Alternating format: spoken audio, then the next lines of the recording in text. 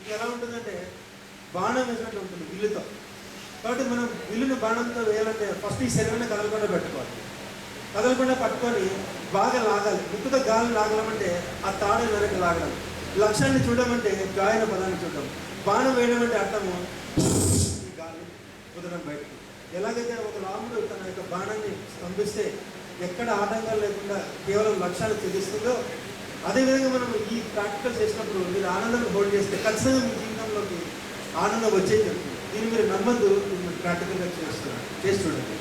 ఇలా మీరు 5 నిమిషాల సేపు గాలిని తీసుకొని బలంగా బంధించి జాయ్ అనే పదాన్ని హోల్డ్ చేసి బలంగా వదిలినప్పుడు 5 మినిట్స్ ఇలానే ఈ సర్కిల్ రిపీట్ చేసినప్పుడు మీ స్ట్రెస్ అంతా రిలీజ్ అవుతుంది, మీరు జాయ్ అనేది రిప్లేస్ అవుతుంది. ఎప్పుడైతే మీరు జాయ్ అనేది రిప్లేస్ అవుతుందో అప్పుడు ఏ పని చేస్తే మీకు సక్సెస్ అవుతుందో ఆ సక్సెస్ని హోల్డ్ చేయాలి. మళ్ళీ ఆరోగ్యం లేదనుకోండి, మీరు ఆరోగ్యంగా ఒక పని చేస్తున్నట్టు మీరు హోల్డ్ చేయాలి.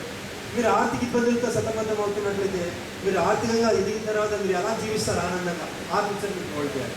ఇంట్లో మీరు సమస్యలతో ఇలా కొట్టుమిట్టాడుతుంటే మీ సమస్యల మీద మీరు హోల్డ్ చేయదు. You should not focus what you don't want, you just focus what ever you want. మనం ఏది కావాలో దాని మీద మీరు ధ్యాస పెట్టాలి. మీకు ఏది కోరుతుందో దాని మీద మీరు ధ్యాస పెట్టాలి.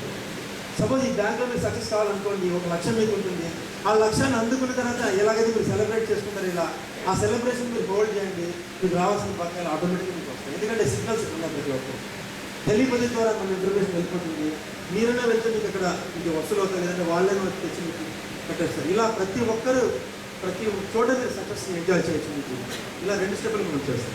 ఫస్ట్ స్టెప్ జాయిన్ చేస్తాము, second step result of the desire మనం హోల్డ్ చేస్తాం. ఇలా మనం 2 స్టెప్స్ చేసి తర్వాత మనం మెడిటేషన్ చేస్తాం. ఎందుకు మెడిటేషన్ చేస్తామంటే ఇంకా ఈ థాట్స్కి వెళ్ళిపోయిన తర్వాత మళ్ళీ నెగిటివ్ ఆలోచన రాకూడదు. వాట్ ఈజ్ మెడిటేషన్ అంటే, meditation is nothing but making the mind empty. దానికి ఏం చేయాలంటే మనము ఈ నార్మల్ న్యాచురల్ ఈజీ బ్రీత్ మనం అబ్జర్వ్ చేయాలి.